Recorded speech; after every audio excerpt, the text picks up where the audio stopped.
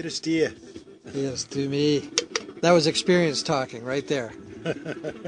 You want to be able to sync this up right away. There's a reason they use that stupid clapper thing. You see the straight line, you go for it. Put all the straight lines in one place, Bob. That's a really good... If only we could put all the straight lines That's good in one advice. place. If you can do it. Mm-hmm. So I'm sitting up here with Dave in his realm at Skywater up on Saltspring Island. It's a realm. It's a realm. It's truly a realm. Maybe in a further episode we'll take you for a tour and show you around. But for right now, we're just testing out the technology and maybe looking back in time a little bit to when we used to do these little things on CFSI. I am your willing victim. Step right up, put the bag over your head. We'll deal with you shortly. And by the way, this is Bobby Magee, so it's me and Bobby Magee. There you go. I've never heard that before. That's excellent. Thank you. Go for the cheesiest joke first, Bob. Well, you know what? It's the most common denominator. There's no question. If you look over the history of television, some of the cheesy, Three Stooges, give me a break. Yeah. Why is that funny? And it is. Make no mistake. I acknowledge that it's really humorous. But why? It's, people are in pain and agony. I think there's two things that are funny. The absurd, kind of like that. Monty Python, and absurd. then the true. Both ends of the spectrum there. The Truth mundane and the commonplace are not funny. But, the incongruous and the strange and the very true are both funny. Yep, they are. I guess it's context, and I guess it's relationship, right? Somebody you don't like, seeing them stumble down the stairs is an inordinately funny thing to see. But then again, you look at a Jim Carrey style of humor. You're sympathetic toward him, even though he's being totally doofused out. Yes, Steve Martin could also pull that off. Absolutely, a master. Oh man, his dentist in the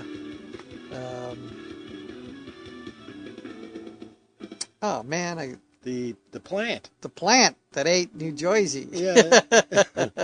It was right there on the tip of my tongue, I assure you. Yeah, the Little Shop of Horrors. Little Shop of... Thank you. See? Only one of us is reaching his dotage. Little Shop of Horrors, indeed. Yeah, and then there was The Jerk, where, he really did that. Yeah, that one didn't tickle my funny bone so much. But his over-the-top dentist. He played the ridiculous fool ever so well, which is a good place to start. Which puts me in mind of a hippopotamus headed north and Jim Carrey coming out south. Was it Pet Detective 1 or 2? I saw it at a perfect time in my life with kids. It was a funniest scene that left me gasping on the floor. Dumb and Dumber. Yeah, that had some moments in it, but not like being shot out by a rhinoceros. No, that's pretty damn funny. That was epitome funny. That's some of Red Skelton's gags. And you got to look where Jim Carrey came from, which is a very small town. I think it's called Jackson's Point in Ontario. It's in the Kawarthas. Terrible place for a creative, crazy guy like that to grow up. And in that, everything, going back to our original point, is very normal. Very, that's very right. in the mid zone. Hey man, I'm the mean here. Yeah. So to be blessed or cursed, and I guess it could go either way, right? He found some people that appreciated him, and now the whole world. But it could have gone the other way. After all, the crazy houses are full of people like that, aren't they? Well, yes, but again, I think it's like any artist, your ability to articulate the crazy. And Jim Carrey has a talent and training and worked at it, all the rest of it, but has a talent. Imagine not making Saturday Night Live, though. That must have... You got to wonder if maybe at that point he was... No, the first time you got $1 million check. But he did make Living Color. He did make it onto that show. And then he did The Fireman Guy. Remember that? Yeah, but I think Jim Carrey scared the snot out of all of them, to put it bluntly. Oh, yeah. The Truman Show is a piece of genius. Now, I don't know how much he had to do with the writing of it, but his portrayal of that guy... Well, writers will often write for a performer. Sure. And that's why you get that beautiful... No. Brad Pitt's got to do this one. So they'll do that, and that is probably the single biggest rewriting job that you have. You finally sell So, somebody's doing an episodic and they need a writer for an episode. So you get their Bible, you study it, and then you write the episode, and they look at it and they love it. And we love everything you do, and you get the show and all the rest of it. We'll get back to you. Mm-hmm. You still don't get an episode number. Because now they're looking at this and looking at their sellable, marketable talent and all the rest of it. Do they want to use a recurring performer for the key roles in the script, or do they want to bring in the guest stars? There's pros and cons to both, right? But once they make the decision, anybody they're bringing from the outside, they come back and say, okay, we hired Dave Gordon to do this role. And so that you got to go rewrite that character for what Dave Gordon does as a performer. Some performers are chameleons, and some performers are quite idiosyncratic.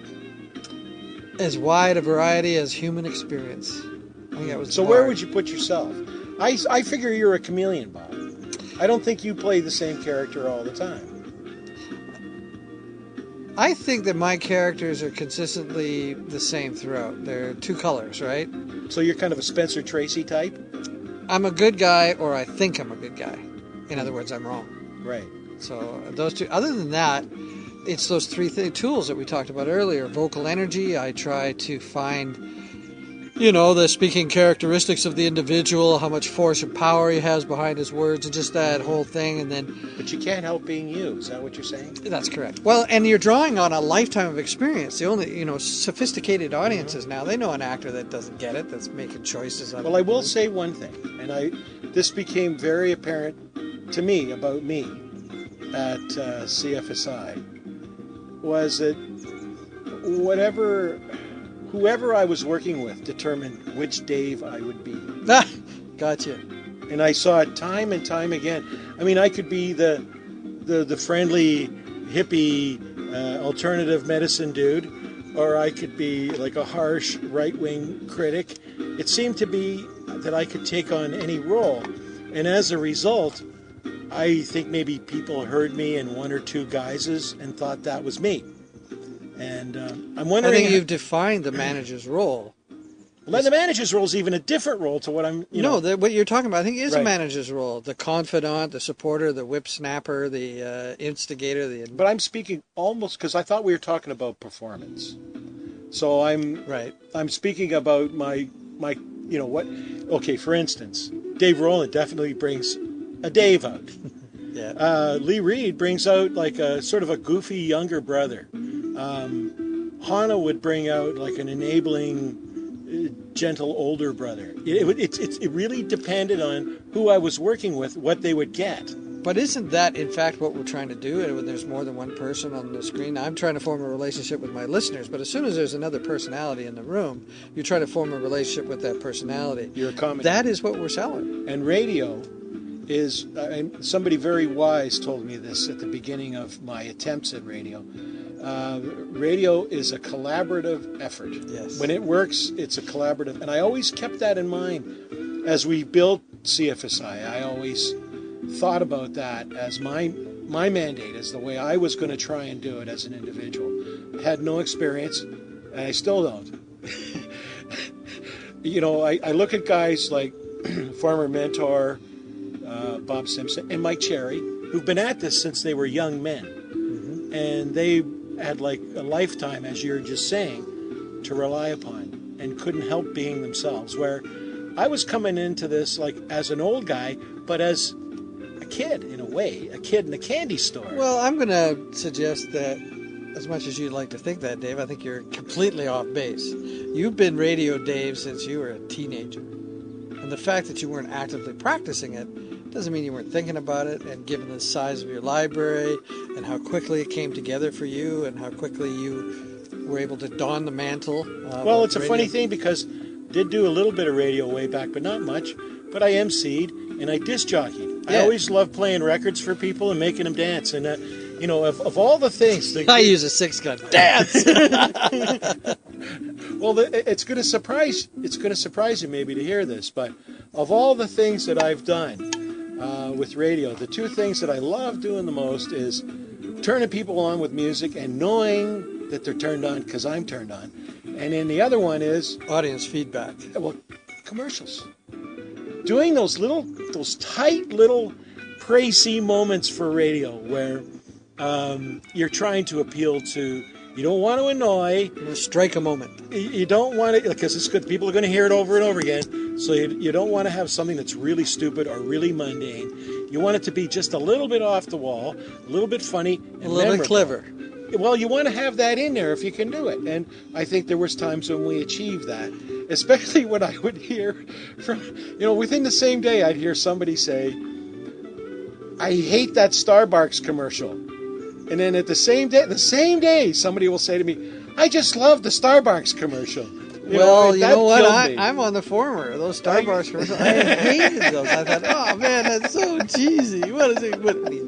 And then, of course, I listened to the stuff I did with the kids out of the mouths of babes. And I realized, no, it's hard. It's hard to not be cheesy when you're experimenting out there. The audience is big, and the audience doesn't necessarily need angst-filled, information-laden messages. What they need sometimes is like a little tweak, like a little joke or a pinch. If you accept that we're in the performance business and entertainment is what we must provide. And commercials have to be entertaining. They certainly have to be entertaining. But that's our obligation. So if we forget that, then it's crappy selling. And if you're having fun in the studio during the commercial and people are laughing when they're making it, you're almost guaranteed that it's going to work on the air. True. Very true. You notice I nodded, although that's not a radio thing. We're podcasting this one, so I was able to nod, and everybody will get it later. Yeah. True. Well, let's face it, Dave. When I met you at those round tables before the startup of the station, the thing that stood out for me at the beginning was the enthusiasm everybody had, and I remember that. I remember that the commentary, the motto at the time was, here's a playground, play. Oh yeah. Here's some rules. And that is what made Gary so great. We can get to why he wasn't great later, but right now I want to talk about why Gary Brooks was great. Yes. Because he allowed these adults to bring their enthusiasm and make it work, and find ways to make it work. Like Dave and I had zero technical knowledge, and Mike was very good about passing on information, but there's so much to learn. So we were slow, and it took us a while to get it together. Only now we kind of ready to go, and we can do things. We can think things, and then we can make them happen. Back then, it used to take forever. Well, that's because you were doing tech, and in a proper radio environment, there'd be some techie dealing with all this stuff for you. An engineer would be handling it. And you'd sit down as a personality at the desk with your guest. But as it turned out, that was really good. Of course. Having to do that. Knowledge is good on its own. I had to learn how to, and I could do it on the fly. And those 12 and 14-hour days that we were putting in, doing remotes and marathons and extravaganzas and stuff, those were awesome. And it pushed me to my technical limits. It became like riding a bike or making a meal or, just your day-to-day routine. That's what it was for me, running that board. It was effortless. Did you not find, as I know you did, and almost everyone else there, that at the time your lack of technical knowledge was a tad embarrassing and got defensive about it? Because I noticed it all over the station. I tried to be as gentle as I could with people. No, I meant you in the early days when you and Dave were starting out. And John and Matt used to take a lot of shots at us. Yes, I remember that. And everybody got quite defensive about my ignorance. Well, I maybe get defensive for a second, but then I try and figure out how I can fix that. Right. And that's maybe the difference. Well, learning for its own sake is good fun, and I will say this about the CFSI experience over and above everything else. That discipline every week, putting a show together, trying to do all the things that we talked about to make it do, put me over a hump. Put me in a place where now I could express stuff and create content as a result of that at least had many of the criteria. Well, you were kind of monofocused at the beginning. I wouldn't quite say myopic, but close. No, myopic for sure. And yet you were locked into. Welcome to Bobby's Investment World, where we're going to talk about money. I've got the recordings to prove it. But the thing is, we talked, you listened, you adapted, you changed, you added elements, and by the time we wrapped it up, and it was at that point Green FM, you were doing an amalgam of things. You were doing a whole bunch of things. It was like a drive time show. It was a real drive time show. Changing it up, yeah. With a focus on economics, because that's your thing. Same as, we all have our thing, right? That's what we bring to the table, and you can't escape that. When you're really good, you bring that. Well, and it's, I think, part of the attraction for the listener, right? Sure it is. Because it's what you know, man. Yeah. So that in that professional environment with the full-on mixing boards and all of it, I mean, despite all of the technical horrors that we can share at a later time, the experience itself of keeping it going and the discipline of doing the logs, of writing up playlists, finding the theme, hunting the music down. My gosh, who knew? Doing a playlist, if you wanted to maintain a musical standard and you weren't just going to play anything that came or along. repeat yourself, or grab from the same albums. Or repeat yourself, or recycle a particular artist without enough time having gone by. Keeping it fresh, man. Absolutely. So yeah, that I was kind of surprised. But again, that was data management. Once you figured out a system, then it was like... Imagine me doing 11 completely different shows every week. And running the station. You are God. Was. I got to tell you, it's of all. Wait a minute. What do you mean was? Of all the things I've ever done. Yeah, but I don't think it's a was. You're still doing pretty much all of that. I'm doing okay. Yeah. So. Yeah. I'm doing okay. It'll never be quite that way because my innocence has been taken away. And I learned a lot in the last 2 years. I needed to go. It needed to go. Compare it to sex. Yeah. Innocent was nice once. Right. Now I want experience. Yeah. As awkward as it's been, I think we're on the right track. In fact, I know. And when I was I was telling you a little bit about this earlier today, but the idea of podcast radio, on demand, niche market radio, audiophile music, things that people can't really find anywhere else, like specialty store is what we kind of are. That's what Howard Stern's talking about doing. Howard Stern is talking about using the same platform that we're using now. Howard Stern has brand. And Howard is the guy who really made FM radio work in the 80s. I mean, brought the big bucks in. And then in the 90s and the 2000s has been the guy who explored and really created satellite radio. So the fact that he's now realizing that he can use Google platforms and you can use Facebook and YouTube and things like that, it's very encouraging because I think, AM radios, they're not even putting AM radios in cars anymore, man. Truthfully, with the blogs and all the rest of it and satellite radio, right? The idea that content distribution is evolving is a given. Yeah. What I would propose is there are two kinds of people trying to take advantage of these new channels. One with people with brand and people without brand. People with brand, Howard Stern, he's just got to get there. His brand will bring the audience. Oh, he's got people going to be looking for his stuff, and they see a Howard Stern show from yesterday, they're going to want to hear it. Yeah, I mean, the best I can think of that is the Daily Show with Jon Stewart. Yeah. Get those recycled clips he puts out there. Rush Limbaugh. Look, he went to the net. He's got more people listening on YouTube than ever. Rush Limbaugh is a percent. Both ends of the spectrum I'm trying to give you. Did you know I have...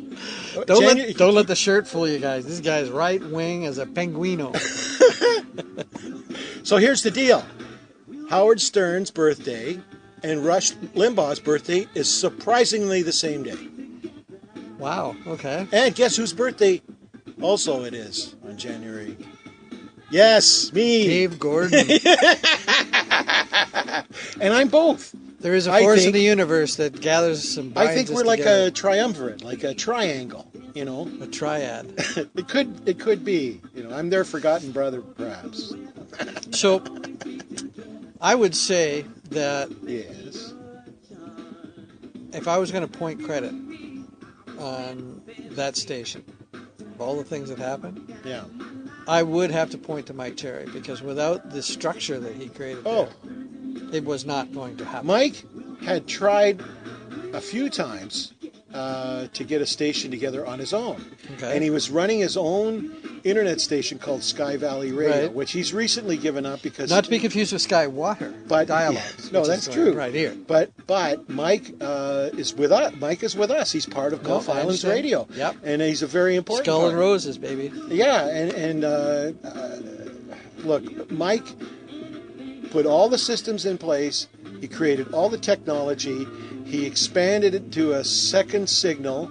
Mike Cherry made CFSI sellable for Gary Brooks. He created the professional environment that had the asset value that he I wouldn't have nearly the knowledge I have if I hadn't been able to pick Mike's brain. If I couldn't have figured Mike out to be able to ply him for information. Some did, some did not. Well, I just... But you know what? You know what I did? Here's how I did it. Every personality there was a little bit on the prickly side. Here's how I did it with Mike and with Bob Simpson. They had some people there that were... we won't mention any names right now. But we had some people there who were... That's a teaser for a later episode. You can figure it out from what I'm about to say. That there were shows that were faltering that they needed. That there were... And this happened not only early in my career at CFSI, but even later on with, like, Peter Vincent. Where it was awkward. They were having a hard time with the technology, so you put Dave in there... And next thing you know, the show's running smooth, the music's getting played, everything's getting reported correctly. People are smiling, the host has got a big ego now because he can walk out the door like he's king. So this happened with other people too. And I'll just say, like with Lee Reed, we had the actual first show on the air on CFSI, only because Lee Reed and her producer really forgot to turn the mics on. But they did a whole show.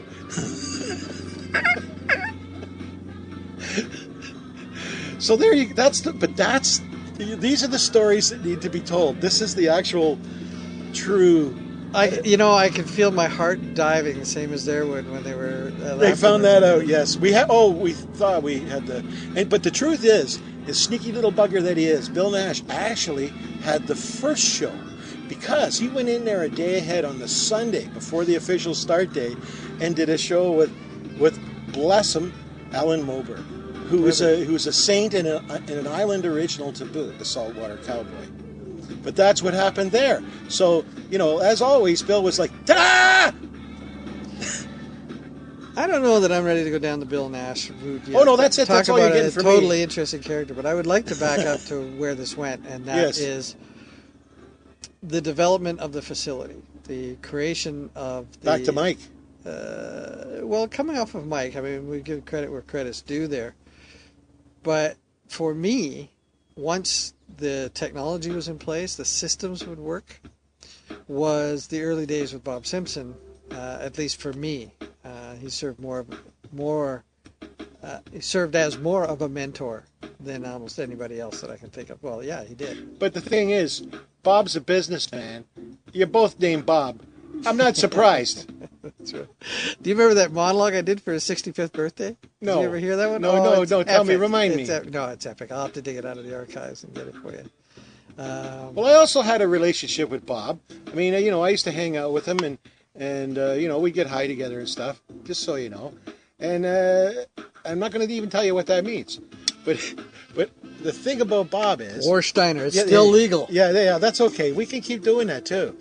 But the thing about it is that, like when Bob would have a problem, we'd figure it out together, And when he went on holidays one time, I was Davey Be Cool, his evil twin brother. You see, so we had a lot in common too. And a lot of what I learned and the manner that I conducted myself, I mean, beyond the technology and the program direction that Mike taught me. The decorum with which to carry yourself and behave as a professional, yes. And not only that, but this is something that maybe gets lost on people, but the adherence to not just corporate policy, but CRTC industry policy. Well, I knew those things like doing your logs, and I knew the importance of all the things that have gone wrong. I knew the importance of those things, and I actually tried very hard. And I think you remember. Let's put something straight out on this. One last thing before I'm done here. I think you remember when things went off the rails, I was pretty damn upset. Well, I think that's true about anything in your life, though, Dave. I think that's just the nature of the guy you are. You care. But I would say that, to me, it went off the rails, and there's nowhere to blame the blame. So let's clear the air right now. Nobody called me in as a witness. But the bottom line is, every day we met in the morning, had a conference call with the new owner, and the number one item on that agenda every day was, we can't maintain the computer logs until you replace the computer. And we have recordings of it all. I mean, hell, we're in the business, right? And I love recording shows. Indeed. Here I am. Yeah. And so, of all of the things that are going on and have gone on in the history of CFSI, its current CRTC problems were directly called for by yourself and myself on a daily basis in a formal board environment. And we were told... By the way, before you go any further with that notion, because that's an idea that came up after he bought the station. That had never happened before. There had never been regular meetings with the staff at any time. I'd never been staff before. True. No, we'd all just sort of been pitching in our spots, right? Even me as manager. I think if you look at complex operations like anything military, film and television, all the rest of it, there is a necessity for briefings every morning. If you have all this disparate energy taken off in different directions. You know what it's all about? Focus. Focus.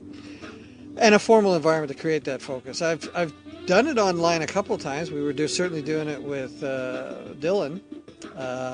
And some people say it's not their management style and everything else. I just don't see it. Well, if you've got talented people that you've hired or joined your cause, they can't use that talent if you don't meet with them and say, here's your objectives and all the rest of it, and then they buy into it and they accept that then magic happens. Wah! Communication. That too. Knowing what to say.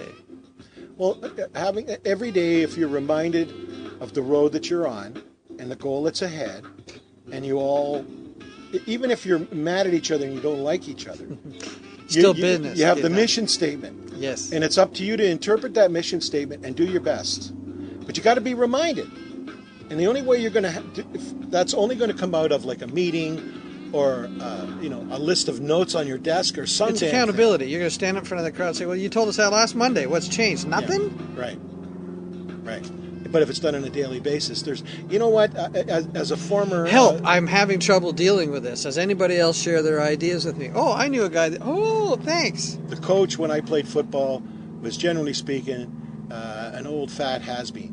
But you know what? Most important guy on the team. And it's the words that come out of his mouth. Right. And I think without that constant reassurance and assessment and feedback, the team falters. Loses focus. Yes. Yeah. So the whole point of focus in that environment was that there was a period of time. You'd know better than I how long it was because I was in the middle of lots of other things. No, there was a big chunk of time where Bobby Magee wasn't around. I mean, you were around at the beginning, and then you took some time to go and develop your new craft, and then you came back. So you were there at the initial growth period. You didn't see that middle part where there was a lot happened in that middle part, right? Mm-hmm. There was a lot of remotes and on-site, on-location stuff and technical development and cool new shows, and there was a lot of great stuff going on during that time. A lot of money was made. 2011 was a profit year. The station started in 2009. That's pretty impressive. Well, and I think a third of those ads were mine. Could have been, yeah. No, they were. When I took off, I was doing that. Right. Well, except for that 2013-14 period when I gave up. Yes, misspelling business cards for somebody who want to do something for you for free. It was like, okay, you're paying. And then giving me a new job without telling me. Showing it to me on a business card. I got business cards that said program director.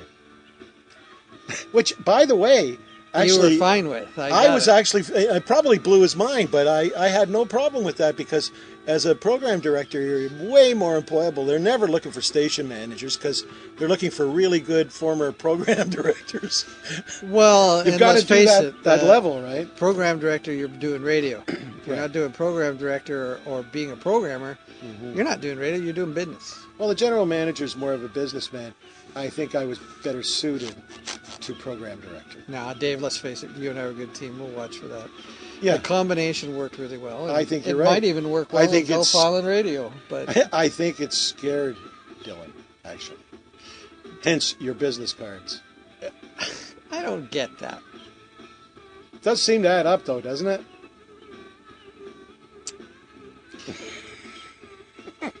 Give him a hot dog. I love the expression. Give him a hot dog. Give him a hot dog. It'll be fine. They love hot dogs. We'll pour them some whiskey and beer. But hot dogs. So here's something to run at you. This is a funny one. The racist. I read this lately in a trade that actually said that Salt Spring, the entire island, was racist. And that's the reason that Dave Dillon hasn't been able to make it here. Really? Yes, and I can actually take you inside and show you it on the computer. Well, I would say that is almost correct. But don't you think it was the other? I think you just said a minute ago it was the other way around. That we were the ones eating the hot dogs, and we were. And they were laughing together. Yes, they were. They were laughing at us. Yes, they were. I'm a pretty good judge of human character. Well, I mean, we all laugh at hillbillies. I think they saw us that way. Well, in the context of their upbringing, we probably are, but that's just provincial. Yeah, it is. That's just being provincial. But no, it was the glee. Look at this. I fed these guys hot dogs once in a motel in the back country of Saltspring Island, and they're mine forever. Oh, yeah? Give them misspelled business cards? Now, that was the best thing. That told me what I needed to know. So the very first day that he shows up, Mr. Dillon, he tells us somehow it got out that he was buying the station. So he quickly scrambled and came over and reassured everyone that he wasn't going to change anything. I fondly remember that, and I was very excited. It was in the paper. I got proof. It was in the Times Communist. Just because it's in the paper doesn't mean it's true, Dave. Nice try. And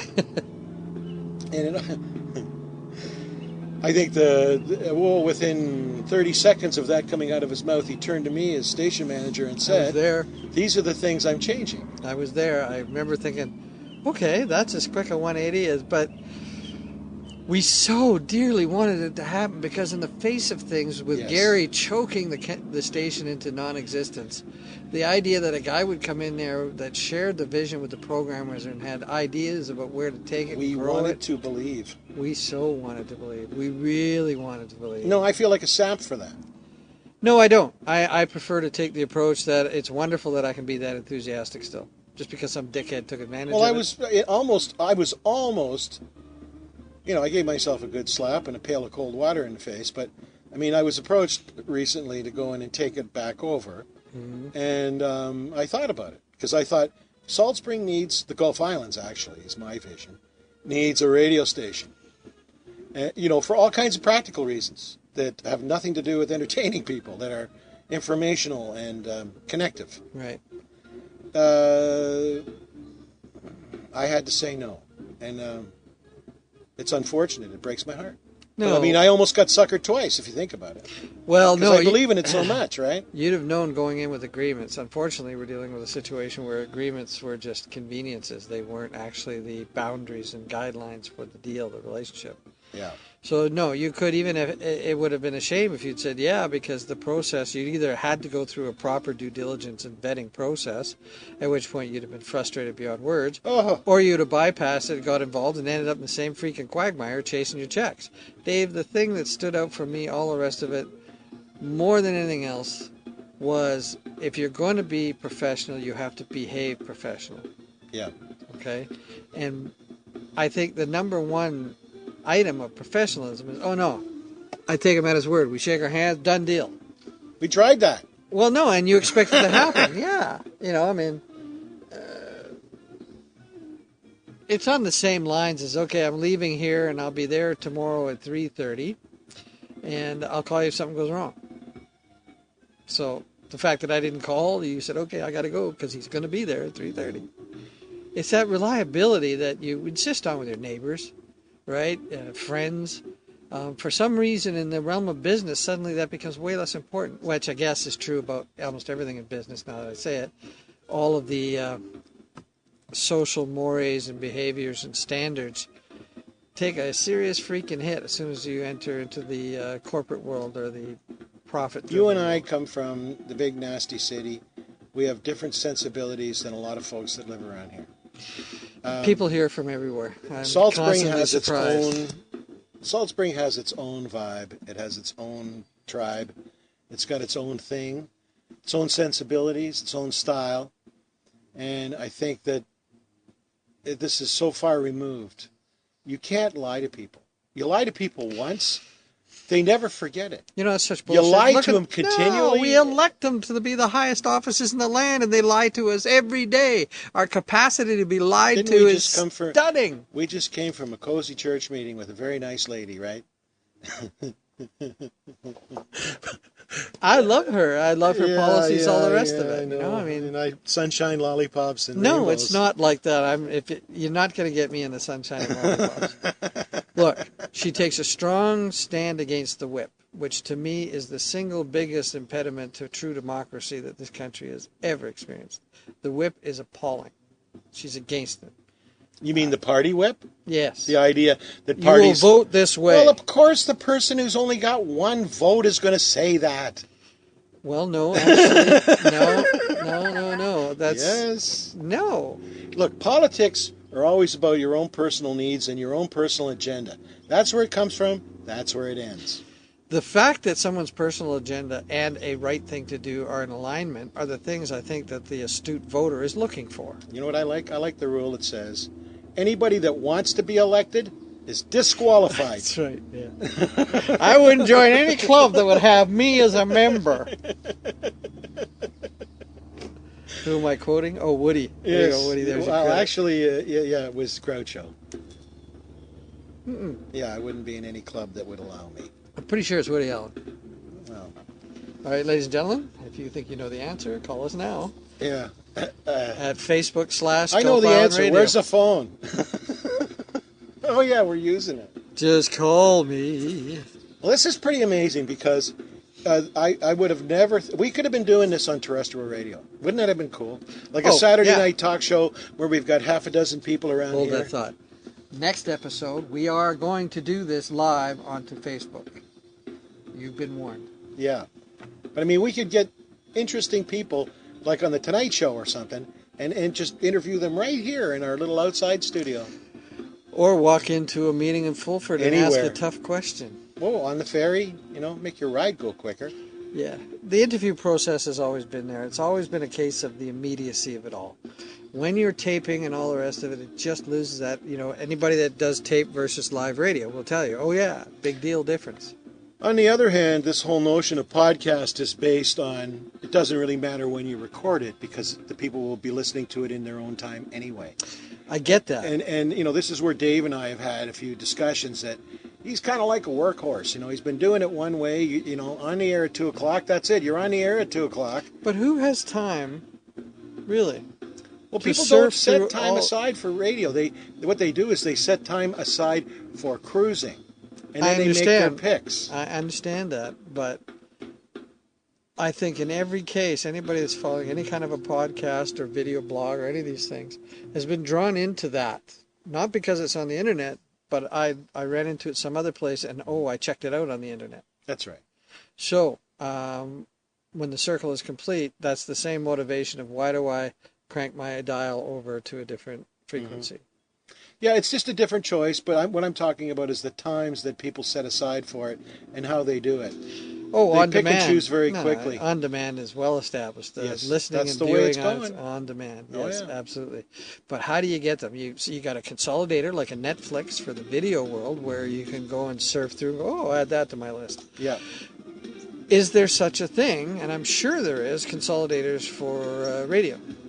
Internet radio and blogs. My concept, how I choose to deal with that, is try and hit as many platforms as possible so you get overlap. So you're using YouTube, you're using Facebook, you're using Spreaker, you're using Google. Okay. You're using tweeter. I'm the still tweeter the tweeter. The tweeter. God, I love it. I love using the phrases when I'm not quite sure how they. Well, are you a Twitter? Yeah. I'm just a twit. Do you twit? I'm a twit that tweets. In all of those social media outlets that you're referring to, the big deal there is that it's a channel. Right. Okay. Now, when you're driving down the street or you're on a different channel, everything else, they are constantly playing trailers for NCIS or fill in the show of the week here. That's right. And in the case of Netflix, they have their starring system. They're doing other things to bring people to that channel that aren't necessarily social media specific. So if we've got all this wonderful, joyous Gulf Island radio content coming out and stacked up, and you know, it's reaching that rich. You can go and play in there for, you know, it's like finding a new episodic, and holy shit, I got 3 seasons, 13 episodes per season. In fact, that's like 39 shows that I know I'm going to like. But how hard would it be? Let's just throw this out there then. How hard would it be to take, you know, because, look, I'm really happy with what we're doing with this radio thing. I think it's working for the people that are involved with it. But there's other things that are going on, and it's about local content. I was just reading an article today on how Check 6 is a success story because the employees took it over, they bought it, and now they're working with it, right? How they're doing it is by adding local content and doing it inexpensively so that they can make profits. Yes. And they all benefit from that. So your advertising dollars are lower because your expenses are lower, which means the advertisers are more inclined. And it's a good meet, and it's well established and all that. So, okay. Well, and they still have the existing contracts for the, you know, mainstream feeds that they take, hockey games and whatnot. We're doing a video recording right now. Hi, Mom. This could be like going out on Google or YouTube. YouTube now has the capacity to do constant video. So you can be doing regular video and then podcasting that video. So you got YouTube and you've got Gulf Islands Radio. How do you get it into the people's hearts and minds here? Easy. Facebook. Easy. Facebook. Facebook helps. No, Facebook is the way to go for what you're doing. Well, a web page, once we have our web page, I think I'll be able to put this. But, okay. I think I'll be able to put this point Let's out parse some meaning for you and for the audience. All right. I'll go with you. The use of Facebook social media style of approach, okay? You've got LinkedIn, I know you're on that kind of thing. These are all pretty mercenary and pretty straight ahead and all the rest of it. So we don't really get carried away in the context. They're good if you're looking for a job, LinkedIn rocks, that kind of stuff. But in Facebook, there's still this, I have to know you. There has to be a social connection for you and I to be sharing. Well, about circles. Friendship circles. Friendship circles. We're all paranoid of the outsider. Friend networks and everything else. Well, now, today, these days, the stranger thing is so you're posting a live stream and we give them warning, okay? Anybody that's your friend will have it automatically fed to their wall. Playing live. Yep. Same with my people. So right away, my connections you're getting access to my That's right. We're spidering out. Spidering out. This is a wonderful way of putting it. When you do that, then you're creating brand. And once you've got brand, where it's talking about, you know, there's a friend of mine, I'm friends on Facebook, they do this weekly show. It's freaky. It's weird. It doesn't cost anything. That's how you build popularity. Yeah. And so and there's a tipping point. Oh, no, totally. I know. I think that's a very good point. Oh, man, it went viral. Yeah, so, and just before I get into this extension of that, I will say that when you look at, I've got a geolocator with the package that I have. And if I get a little bit better package, then I'll be able to do demographics too. But I've got a geolocator. So each show has listeners in different places. Some shows, like say your show, the Prague Hour, hardly any Canadian listeners. Listeners around the world, right? The two Daves, most of our listeners are in Toronto. We have a huge listener base in Buenos Aires. Nice. So you never know where these things are going to go. Dave Rowland's show, The Zone, Brooklyn. It's like Brooklyn's the number 3. Brooklyn, New York is the number 3 city listening to that. So more people listening in Brooklyn, New York to Dave's show than are listening on Salt Spring. So what am I driving at here? Well, so we've got listeners far and wide. The one thing that we're not really doing is hooking into that local thing that CFSI had. I mean, it had that covered, right? I think a really good way of doing that is, when we get our webpage done, and then I can start passing out cards and people can hand them to each other. You know what? Let me stop you. I think go ahead. It's if you establish for Gulf Islands Radio a large following outside of Salt Spring, I don't know anyone on Salt Spring that wouldn't look at that and immediately say, "Oh, marketing opportunity for me to sell my quilted think right now beaver lamb." We're one of the best voices for this island because of that. So just do that. I think I can show those numbers for people. I can, very easily take my laptop and say, "Hey, look, here's the stats. Here's the show you want to get involved with. You want to advertise in Toronto? Get involved with the 2 days." A station like this, with what you're doing, every B&B should be pitching on it. Yeah. And we could, obviously set that up in any kind of format so you can do it for cheap, right? I mean, okay, you're going to get 15 minutes that we're going to play 4 times a day. It's going to stream out on the live stream. Plus, it's going to be sitting in our, supporters bin for anybody to look at. And they just rotate through and you charge them $50. It's like nothing. Oh, no, we don't need a lot to make this happen. Or you make it work, which is working, and you're doing it on your own shtick, and you say no. You want good promotional consideration on Gulf Island Radio, it's going to cost you $500. But you're going to be one of 3 or one of 5 kind of things. So you think, okay, do I want all the B&Bs? Or do I just want one far-thinking, aggressive B&B who just pitches his? The only problem with having single advertisers, it's good to have like a combination of different types of businesses. That's a really great way of doing a radio station. But if you're bringing in, like, say you're advertising every grocery store in the island, which, we were doing at CFSI. But they were all doing specials, so it made sense. Yeah, and you were telling the people about what was going on at that store. That's right, yeah. Come in Friday, you're going to get your kumquats for half off. Yeah, and if you're advertising what bands are where and that kind of thing, maybe you can get all the different restaurants involved. The problem with having one backer is that backer gets to call the tune. No. It's like Reverend Billy. I disagree. I disagree that to be the case. Yeah. Okay. Right? Why? Well, because they don't know that they get to call the shots. But they'll try. That's doing business, it's show business. You're going to, excuse me for the F word, fire truck. But come on. I thought you said fa. Fox beer, is that right? Yeah, that's right. Well, you know what? I'm noticing that we're coming up on 50 minutes of entertainment. So we sort of had an idea where we wanted to go with this conversation. What gaps do we have to fill in? I believe that what were we trying to say exactly? Our mandate, more than anything else, is to provide a bridge between what was and what is coming. We're looking for allies, is my point. I want more programmers. I want more programs. And my concept for Gulf Island Radio... cut it out. My concept for Gulf Island Radio is really simple. I don't want to do a whole lot of work. I just want to be the hub for people to... I will show you how to create a show, and then I want you to do the show, or go to the place where we do our shows, or whatever it takes, and provide me with the show. Until you have a facility, i.e. the playground...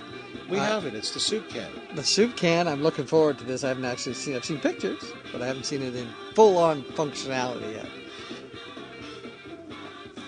If you've got content, you're going to find a market. The internet gives you that. Those variety. Weirdos in Buenos Aires. I want variety. I want diversity. I want participation. As I said at the beginning of this conversation, for radio to work, it's got to be a collaborative thing. And when it's a community local thing and it represents the people of the place where it happens, they'll be more inclined to tune in to hear their friends, their relatives, the music that they want to hear, the shows they want to hear, and the information they need. Up until now, the radio, all of the advertising media on this island has been divided into 2. Outside islanders trying to get you to buy their concrete Come on over and buy a car. That's right. Come over and buy a car. Very good. And the opposite, we have these feng shui-ridden mink coats that we're making from organic mink. That'd be a South Island thing. And trying to sell them off island. Mm-hmm. Now, as far as... Tie-dye gumboots. Tie-dyed gumboots. I like it. You bet there's a market for them. No, there is. Dolce Vita or somebody like that is selling these stupid... Yeah, anyway. All I could think of as soon as I saw them, I was like, wow, man, it's Saltspring, dude. Mm-hmm. It's like totally gumboot dancers. You can approach either one of those. In a perfect media empire, you'd be able to do both. However, I think the line of least resistance to achieve the objective, which is a live stream going 724. But that's what I'm looking for. I understand. That's the objective. And I'll program that sucker up. But the variety of content is going to be what makes it work. It'll be what it is. It'll be a reflection of the community that it's operating in. God knows we can't have the 2 Daves and Bobby McGee all day long. Nobody would want that. No, we can play background every 2 till 3 o'clock in the afternoon. But I'm not changing anything. I'm not changing a damn thing. He did that. If you weren't there, he did that. No, he really did. He did. And I think people thought that I'd gotten crazy with power or something. But I heard him do this recently where he was trying to say that somebody got fired and he had nothing to do with it. That's what this guy does. And he was doing it back then and he's doing it now. And that's why I'm not there and not going to go back. I'm happy doing this, by the way. This is great. I understand. Well, no, come on. Check out the set. Who needs to change anything? That's right. I mean, worse than I was doing a radio show. There's no noise interfering on it. We're playing our background. My God, it's like being at the lake. Well, it's like being on holiday every day. No, I meant Cowichan. Oh, that lake. So that was a different area that after the problem that was CFSI got left in the rearview mirror because this is not going to work, and time is suggesting that's true. Dave got a good offer to try another community station and very quickly discovered that he was the smartest and wisest and most experienced man in the room. And that did make the decision-making process a lot easier. Grandiose plans, and were being implemented in a big way. And I'm talking big construction, like lots of capital expenditure, expansion of radio footprint, all of it. And then, as apparently, according to Bob Simpson, this is a recurring problem, somebody in the ownership group and or board of directors got their ego in a knot. Mm-hmm. And yeah, that's exactly what happened. There's got to be a sound effect we can add in here. Dun dun dun. Yes. Exactly. I'm going to wrap this up with we'll tell that story another time. Absolutely, we got tons of stuff for you. I mean, really, we're just kind of scratching the surface, kind of get a sense of format. And we're experimenting. This technology and what we're doing here is all brand new to us. It is. And so, black flies are coming. The which? Black flies. I'm getting attacked here now. By black flies? Yes. I think they're called deer flies here. Dave Rowland told me that if these little flies that are flying around me are around, it's because there's deer around. And I have my 2 new friends down here, Frick and Frack. Oh, no, for the feces. I'm not sure but when the deer are around, these flies are around, apparently. And I have to say to my friends back in Ontario, if you're watching this, the fly problem right now is nothing. I'm just saying that there's flies buzzing around my head. You can see the look of puzzlement. Yeah, they're not biting me. They're not actually bugging me at all because in this world that I live in now, there really are no bugs. And we are in the middle of the forest. Make no mistake. If we were sitting in town or in one of the developed areas, bugs would not even be a factor. I have my own mountain. He does indeed. Skywater. We were doing the Bond thing. No, Dave, don't let him sing. No, stop it. Stop it. Stick to the straight up acting. Dave Gordon, general manager and owner and propagator of Gulf Island Radio, and Bobby McGee. Yeah. We look forward to episodes in the future where we explore the history of radio on Saltspring Island and hopefully implement some of the future. I'd love to bring some maniacs in here and talk about this stuff in a different way. You know who we are. If you feel that you are maniacal enough to get involved in this, give us a call and catch us. You can do that at 2daves.show@gmail.com. Perfect. Let us know. 2daves.show@gmail.com.